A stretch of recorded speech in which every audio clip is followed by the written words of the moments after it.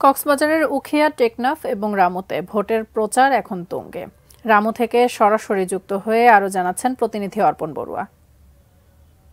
তৃতীয় ধাপে উপজেলা পরিষদ নির্বাচনকে সামনে রেখে ইতিমধ্যেই সকল প্রতিদ্বন্দ্বী প্রার্থীরা ভোটারদের দ্বারে দ্বারে ছুটে যাচ্ছেন।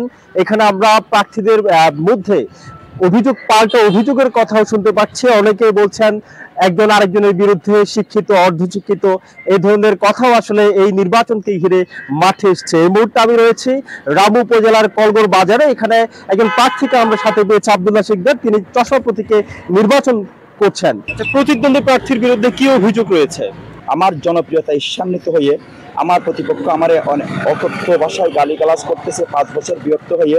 আবার আমার ঈদগড় উপজেলায় ঈদগড় ইউনিয়নে আমি দেখলাম রাতের অন্ধকারে লোক দিয়ে, ভাড়াটিয়া লোক দিয়ে আমার সমস্ত পোস্টার ছিঁড়ে ফেলতেছে।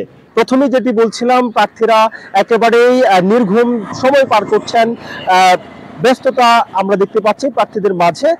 ভোটারদেরকে কাছে টানার জন্য, ভোটারদের কাছে নিজের শ্রেষ্ঠত্ব প্রমাণ করার জন্য তারা বরাবরের মতোই তারা আসলে কঠোর পরিশ্রম করে যাচ্ছেন।